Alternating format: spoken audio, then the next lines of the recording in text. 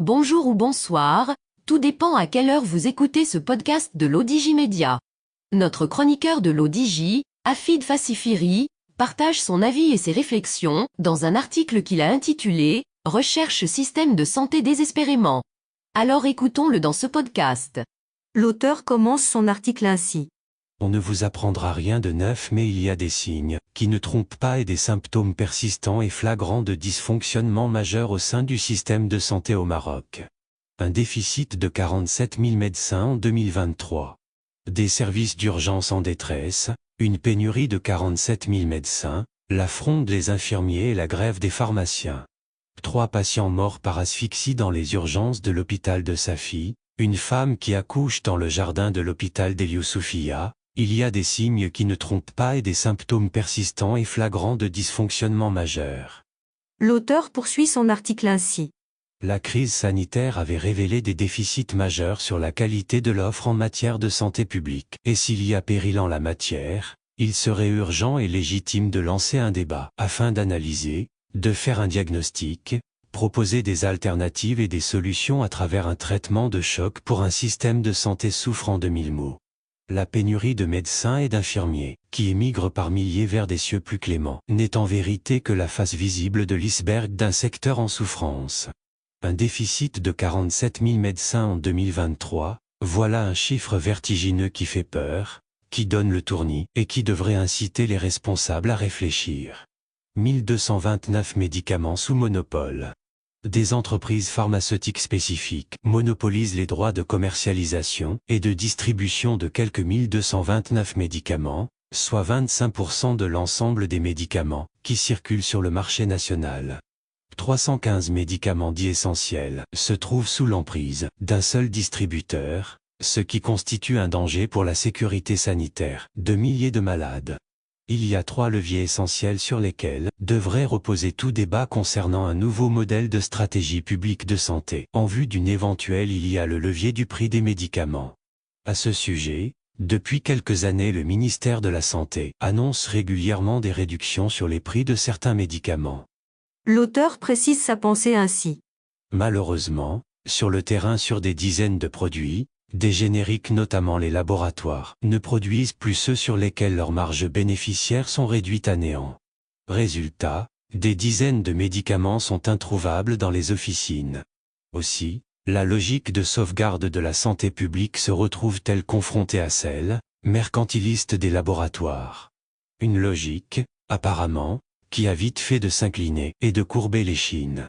Une logique défendable, car pourquoi ces derniers iraient-ils produire des médicaments sur lesquels ils n'ont aucun profit? À cet effet, c'est au ministère de la Santé de garantir l'approvisionnement à des prix socialement acceptables. Des experts de l'OMS soulignent avec grand étonnement que certains médicaments sont proposés des milliers de dirhams alors qu'ils peuvent être nettement moins chers, vu qu'en Inde ils sont proposés à moins de 5 $ aux gouvernements qui font la commande. Par exemple, le tout dernier médicament traitant les maladies du foie est proposé à 45 dirhams par l'Inde, il est vendu 80 dirhams en Égypte et 3000 dirhams au Maroc.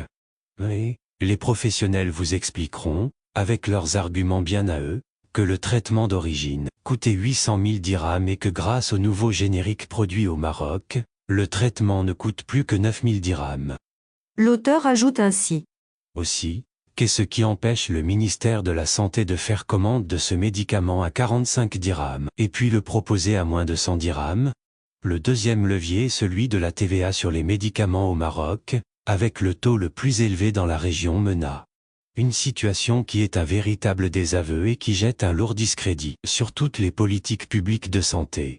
Avez-vous les moyens de vous soigner? On ne va pas s'en cacher, le système de santé au Maroc, si on laisse de côté la question du droit de l'accès aux soins pour les plus défavorisés et celle de la gouvernance et du coût des prestations, fait la part belle à de multiples intervenants qui gardent jalousement leurs intérêts, médecine libérale, pharmacie, clinique privée, laboratoire et radiologie. L'auteur mentionne ainsi.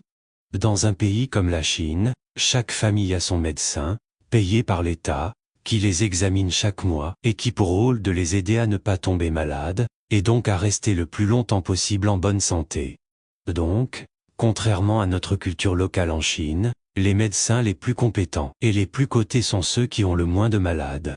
Aux États-Unis, si vous n'avez pas les moyens de payer votre assurance, vous êtes exclu et n'avez pas droit aux soins.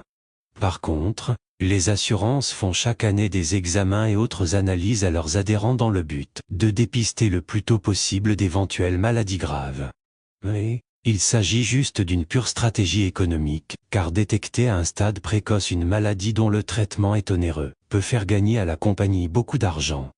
L'auteur insiste sur le fait que, Pour faire la part des choses, il serait urgent qu'une expertise sur l'état de santé de notre système de santé soit effectuée par des spécialistes indépendants des intérêts financiers en jeu.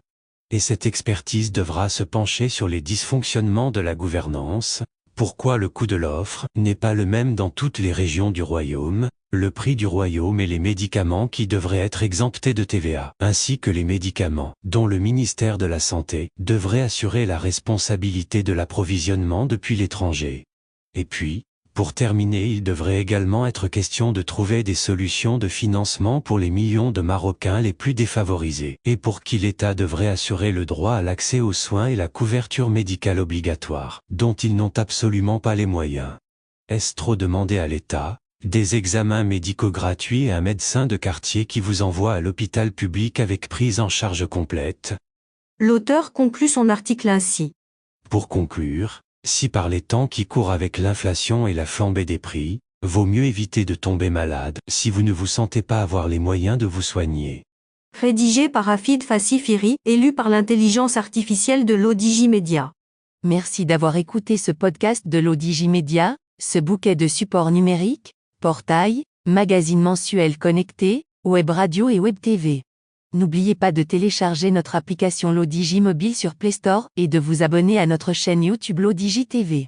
Vous pouvez, aussi, nous suivre sur nos réseaux sociaux, Instagram, Facebook, TikTok, LinkedIn et Twitter. Ou encore, vous inscrire sur notre newsletter quotidienne à partir du portail l'odj.ma. Alors, on se dit au prochain podcast de nos chroniqueurs de l'ODJ. Et à très bientôt, si et seulement si vous le voulez bien.